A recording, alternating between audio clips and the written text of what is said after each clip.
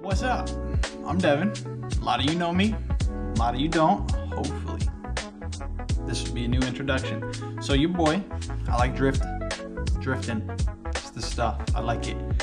But I have RX7s, not the easiest thing to go drifting with straight out the gate. I have an FC, built that. There's previous videos of that on this channel, that's cool. I recently went to a drift event, like 3 months ago, 2.5 months ago.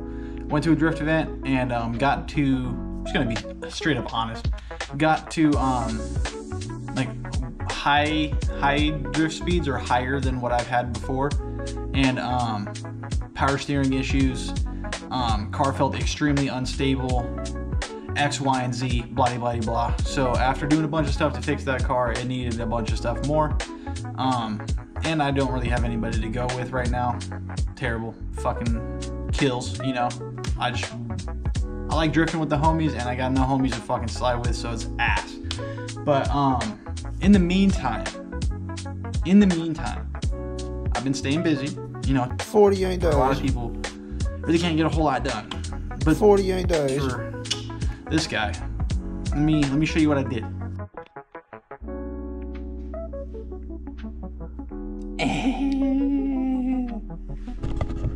I built my FD. I painted her black, nice and sparkly. What's up, me? Nice and sparkly. Bow, bow, bow. Nice and sparkly. You know we do decent paint jobs out here because of the good old neighbor man here. But it's in the garage, so you mean there's gonna be some bugs in there. But this car is actually gonna get polished and buffed and all that stuff. But the drift car paused big time because I stole the engine and transmission out of it to put it in here. So now I basically, if you kind of know your LS stuff a little bit, I'm getting there. This is a 5.3 still, but it's converted to LS1 or a 2000s F-body Camaro. So cool. LS1 intake with Holley fuel rods, stock injectors still. Hopefully those fit. I got like little spacer things, these guys, and so that like makes it work with this intake. But then I tried it without them, and they fit just fine. I think there's like, so the measurement for injectors or on the website was like 0.5, for example, 0.500. The truck injectors and the LS1 injectors were, let's just say 0.501. So there was like 1/1000th of a difference in the measurement. So I think they're gonna work. So I got those boys, the nice fuel rails, Holley boys. See it on the outside, a little sniper. The truck throttle body fit, so that's cool. I just bolted that onto there. Got this boy for, I think, $450 with no injectors, no throttle body, but with a EGR, I think is what it is. Like, idle shit, it's blocked off, so that's cool. Coil packs, Gucci, everything's fine. Still the fuel lines from the FC, still gotta like run that over there. Got the LS1 power steering bracket and alternator bracket, so it's now down low. Cool thing. Dude, the hood closes with this. Just over there because I'm still working. But dude, the hood closes, so big Rob. FD throttle cable is back on this car. It will work again with this swap, so that is freaking sick. All the chassis harness stuff is still here, just no engine harness. So if you ever notice, this hole back here, drilled that hole for the factory rotary harness before the rotary even got back to me. And sold the rotary, got it rebuilt, got it back, that was cool. Went to Kurt's. Ooh. He let me drive his Cosmo. It was the one that comes with a 3-rotor but isn't a 3-rotor, so it wasn't like the super cool AP1, but still very cool. So I got to drive that, picked the engine up, and then sold it within a week, so that was very cool. Sold the engine, transmission, and a bunch of other stuff for $5,700. Boom. And then also sold my 8.8 out of the FC that I used to have, the Ford stuff, the whole subframe, axles, all that stuff, for $2,000. So that gave me around $7,700 to do this.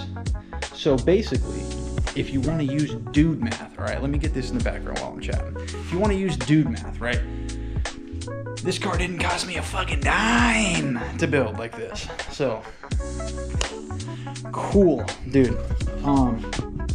I like talking price because, you know, I'm just a me. I work at a dealership. It's not called that anymore, so don't worry. Work at a dealership, so I don't make like stupid money, you know, but I'm good with my money. So there's a huge difference. So the paint, single stage paint, you know, look at it. This is the shitty thing. I got to get a new one, but it's like high flakage, very nice. It's also dusty, but this paint with the flake, single stage, so just had to prep it one time, boom, this is no clear on it, $350 delivered with a kit. So with a kit, you get the paint, boom, you get the hardener, boom, you get some of these, boom, and a box that it comes in. But if you're interested in my paint, it is Black Diamond Fire Mist. Get that shit. Wheels from the FC, calipers from the FC, because they're literally the same, and front calipers are impossible to find because they're 4-pot. FC wheels again. We got the trans in here too, mounted up. Don't mind this, we're still working on putting this back together. But shifters all in, everything's good there. Now I show you the bad stuff. Bad as in hard, that I had to do, that I wasn't told about when I bought the kit. Thanks, Sicky. Okay, had to interject and show some proof. So, I got the Sicky kit. As you can see, I spec my own kit here. I got, you know, it was around $1,300 for the mounts, the transmission mount, the oil pan. I didn't get the oil filter relocation. I didn't get the headers or the drive shaft or anything. It's still $1,300 for this kit, right? So if we continue on and we see how it says right in the description, it is acceptable for right-hand drive and left-hand drive vehicles. And it also says right above that, designed to fit perfectly in the Mazda RX7 FD when using all Sicky made components. Absolute cap. Absolute cap. And I'm basically going to show you why it's cap. But check it out. So, it's kind of hard to see because I got my brake lines all routed nicely. Brake lines routed nice finally. This side, so it's a right-hand drive. Right-hand drive. The LS heads are off-center, okay? So you see how this one ends right here? That one ends a little further up. So this head on this side touches right where the master cylinder needs to bolt up to. Kind of see the bracket behind there. That is where the master cylinder needs to bolt up. So that couldn't happen. I had to take the factory clutch pedal, cut everything up, drill some new holes in it, make it to where... Let me see if I can explain real fast. So, clutch pedal. Say it's like this. You push it in, boom. The actuator's here, pushes the master that's on the firewall. Let's say firewall's me. Push here, it pushes the firewall that way. I had to take the pedal, drill a hole up top so it pivots down. So you see how the top of my hand's now going backwards. Oh, so I put the master over here. So when I hit the clutch pedal in the car, it pushed it underneath. So now my master cylinder's under the dash. That sucked, dude. Very much so. And then it's also so close, so close to the firewall that I had to cut out a giant giant hole back there to make everything fit. Look at that, dude. Look at the size of the hole there. Fatty. All right, mid shit talk, mid editing the video, I was like, let me just go through, check their YouTube channel so I can get a couple more screenshots for you. And what do I find, dude? I find that they had to do the same thing I did. But did they mention that anywhere in the instructions? Nope. Just that it fits perfectly in a right or left-hand drive FD-RX7. This is the kind of shit that drives me absolutely fucking insane about people that sell kits and do installs or do descriptions on what is required. Dude, what if I was some guy that didn't know how to do shit and I'm like using this as my first bolt-in huge like big project? And nowhere in the description did you say you had to cut and modify and weld in a new piece of firewall. Absolutely ridiculous. Also worth adding, not that I can't do it. I can, I figured it out, as you can see, I'm learning. But, dude, you would think that that's the first thing you would say. It requires firewall modification. Some people don't want to cut up their FD, you know? I would just be a little more clear. Sicky, if you're hearing me, dude, be just more clear. Your kit's fantastic. It looks great.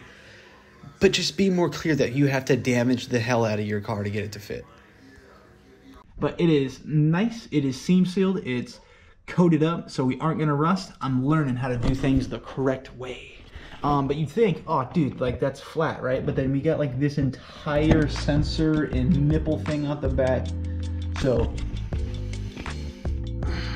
another one of the things that I just completely overlooked. Yeah, I wouldn't say overlooked. I would just say that the kit that I bought says this is a bolt-in direct thing. You watch the videos of them installing it, they do something along the lines of this. All right, so we have an FD RX7 here. We're gonna put an LS in there. We're gonna show you how it's done, all right? So we got a couple mounts, you know, a couple things. It's real easy. We'll show you how to get it in there. It'll be sweet. All right, so let's get to that.